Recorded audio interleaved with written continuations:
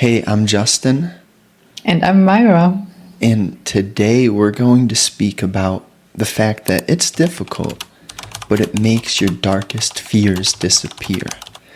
Now, what it is that we're speaking on here is igniting the courage to actually look at your blind spots. Why? We're doing this because what happens when we don't look at our blind spots? Yeah, this is a tricky one, the blind spots, because they existed there for like maybe years, maybe decades, and you've gotten used to them. And so therefore it does take courage to look like what's hidden there in the dark and what's preventing you from moving forward. What's hidden in the dark? Jordan Peterson says that you shouldn't hide unwanted things in the fog. The first time I heard that, I didn't really grasp or see at all what he was hinting at. But, right, if you're aware of the fact that there are unwanted things in your life, well, then the fog isn't there, and at least you can see them. But to ignite the courage that's necessary to have the capacity to see through the fog. Now, this is built off an honesty, a willingness to sort of question, to even ignite some skepticism in the way that you live on a daily basis.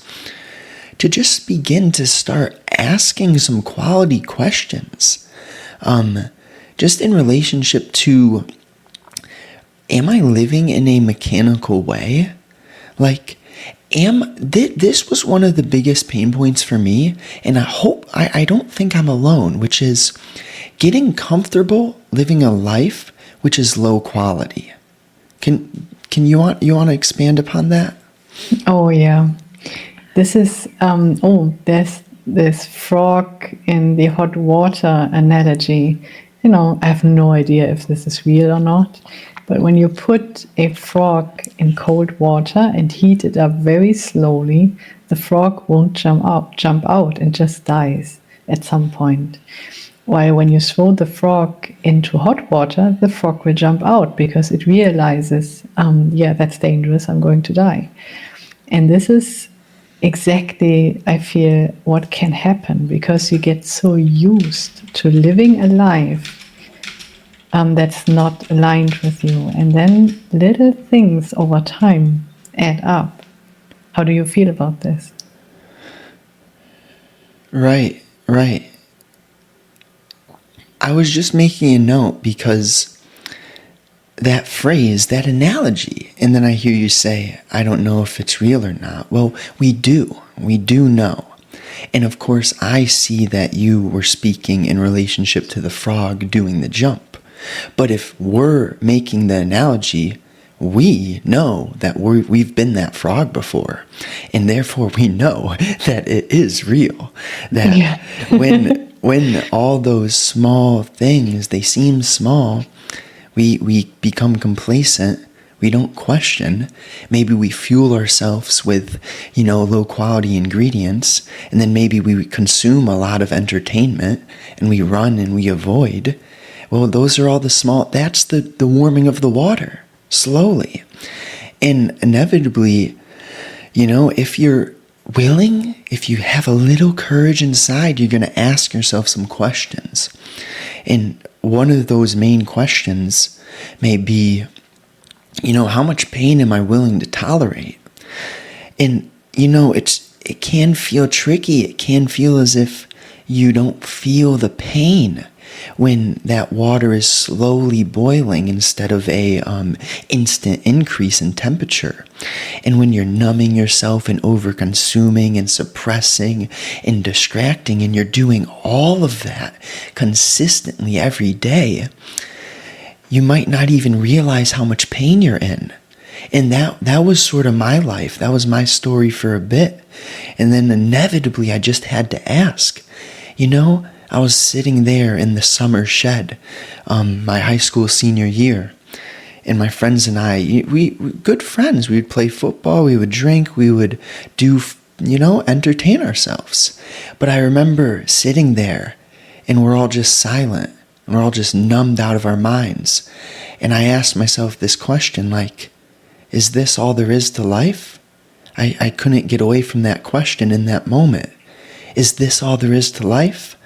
How much pain am I willing to tolerate, right? And having that skepticism, just to start to ask yourself questions. What type of domino effect can that start?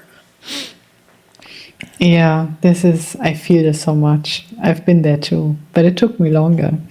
And I feel this is the case for many people. Also, after decades of shitty decisions, because that's what it is, they stack up, and then another bad thing enters your life, something else enters your life you don't like, and then you're like, hey, I'm 40, and how did my life end up like this? And this question. And the reason is because you haven't raised your standards. On the contrary, you have lowered your standards on the way. And when you lower your standards, then the decisions you make become poorer and poorer. And on the other hand, this is the wake-up moment, and this is the decision. This is the one decision, if you like to apply Pareto here, this is the one decision that can change your entire trajectory. The decision to raise your standards, because this means in every moment of life where you have to make a decision, you ask yourself, is this aligned with my purpose? Is this aligned with how I'd like to live my life? Is this aligned with my standards? With my new high standards? And if the answer is yes, you can do it. And if the answer is no, then don't, because else you go down this path of, okay, then I just take on another shitty thing. And one more. Well, one more can't hurt, can it? Yeah, it can. You see, and this is the compounding thing. And yeah, I've been there too. I just woke up and was like, really, how did I get here? And this was the reason. Right, our conclusions derived from a place of confusion will compound that confusion. And when we look at standards, we touch on this frequently, which is the essence of a program or of the people pleasing, or what is behind conforming, right? And the idea of raising our standards, something that we have to attend to here, is what's the root behind the raising of our standards, right? Are we raising our standards to fit in? Are we raising our standards to conform, to chase something that has been installed in us from the external, right? Are we raising our standards for a shallow root? Or do we see so clearly that there's a way of living which has brought us to a certain place in which we cannot no longer proceed, right? And if you see that place so clearly, you're going to be the one who naturally chooses your standards. You're going to create standards authentically in alignment with who you are. And there's a big difference from being disciplined in relationship to something you heard someone else say just because it sounded good and they have a status and you might want to imitate them. There's a big difference between that and truly being your own authority because you know thyself, because you've asked yourself the questions, because you've installed skepticism in your heart, and therefore you have the clarity to create your own standards. And those standards, the ones that are founded upon clearly knowing who you are, those standards will be priceless, and they'll be natural, and they'll be effortless standards. It's not even about becoming something different, but taking off the shackles which prevent you from seeing who you are. Because you know who you are. But we do run and avoid and distract ourselves from who we are because it can be painful to take the mask off. Yeah, those are such good points. And this is also where the courage comes in. You know, you were talking about in the beginning. And so just looking and having the courage to build your own, not even to build, because your own standards are already there. All you need to do is connect with them. And now I feel the question is arising, like how can I identify them?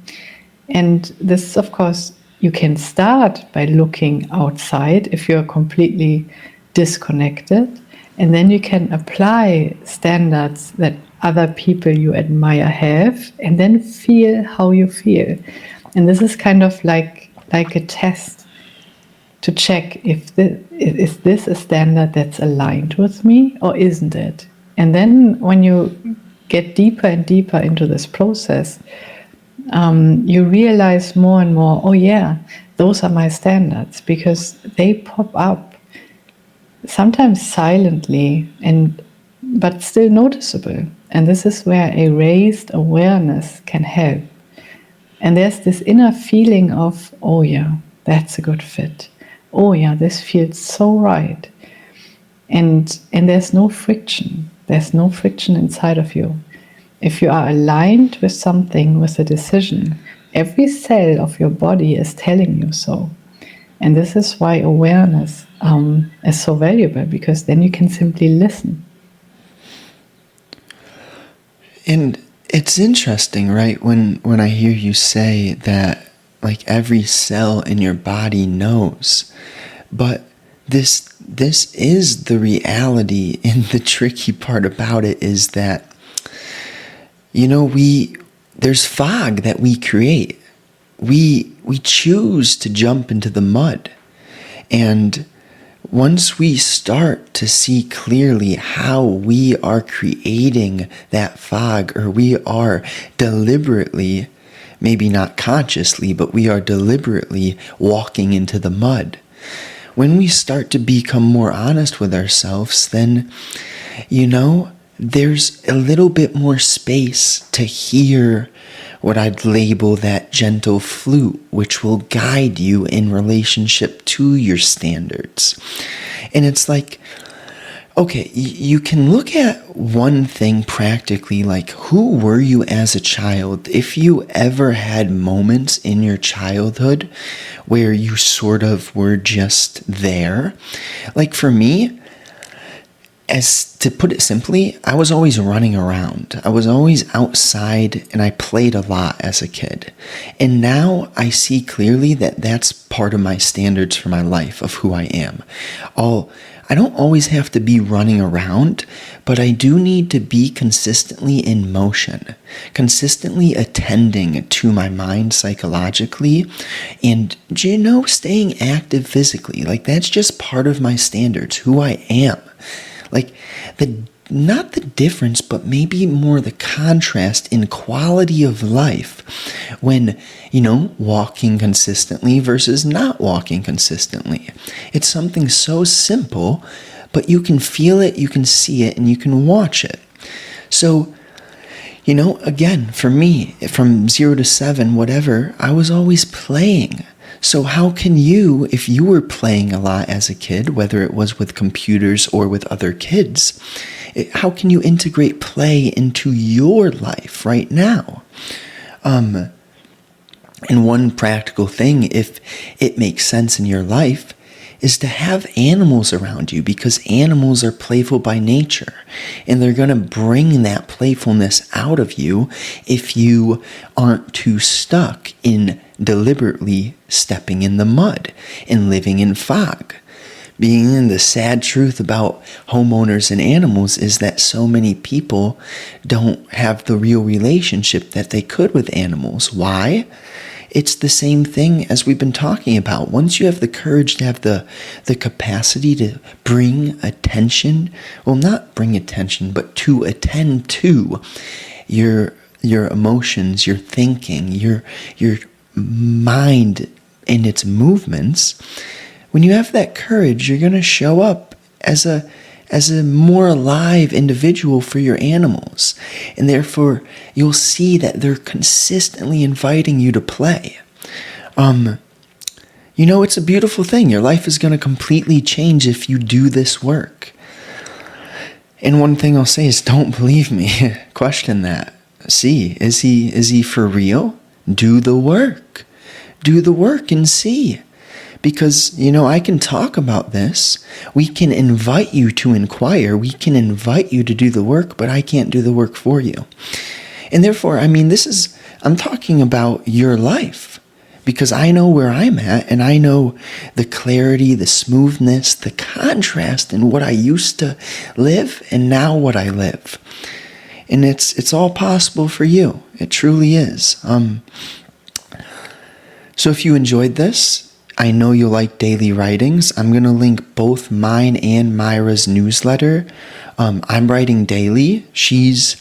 I digress, she's writing often. She'll get to the daily point, right? And if you're on the podcast, if you're on YouTube, I would love to hear, any nuggets. What did you find most valuable? And bottom line is, rating, review on podcast, share it with a friend, YouTube. We're both grateful. Thank you. Anything else from you? You said this beautifully. I'm grateful too, and thank you for listening.